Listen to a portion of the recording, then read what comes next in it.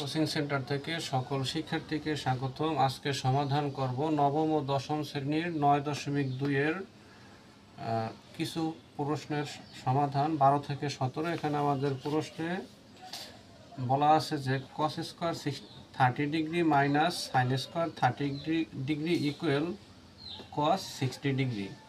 তাহলে সমানের বাম পাশে যে অংশটা রয়েছে সেটাকে বলা হয় বাম পক্ষ, লেফট হ্যান্ড সাইড। আমরা লেফট হ্যান্ড সাইড উঠাই নিছি। এখন এখানে আমরা মান বসাবো। মান প্রথমে দেখতে হবে যে cos 30 ডিগ্রির মান কত।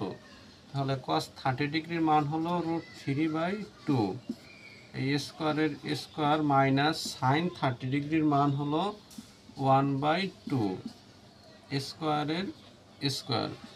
এখন এখানে রুট আর স্কোয়ারে বাদ যায়, উপরে থাকে 3 আর 2 উপর যেহেতু বর্গ স্কোয়ার আছে তাহলে 2কে বর্গ করলে হবে 4। 1 এর উপরে স্কোয়ার আছে, 2 এর উপরে স্কোয়ার আছে। 1কে বর্গ করলে হবে 1, 2কে বর্গ করলে হবে 4। এখন এখানে 4 আর 4 এর লসাগু হলো 4। 4 দিয়ে 4কে ভাগ, হর দিয়ে হরকে ভাগ।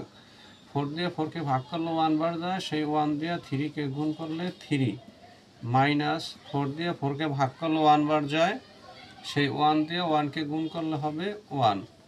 এখন এখানে যদি আমরা বিয়োগ করি 3 থেকে 1 বাদ দিলে হয় 2 আর নিচে থাকে হলো 4। 2 দিয়ে 4কে যদি ভাগ করি 2কে 2, 2 2 4, তাহলে এখানে আমরা পাই 1/2।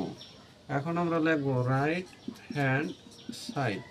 রাইট হ্যান্ড সাইডে আমাদের আছে cos 60 ডিগ্রি, cos 60 ডিগ্রি। তাহলে cos 60 ডিগ্রির মান হলো 1/2। আমাদের লেফট হ্যান্ড সাইডের মান এবং রাইট হ্যান্ড সাইডের মান মিলে গেছে। সেক্ষেত্রে আমরা লিখব left hand side equal right hand side should SHOWED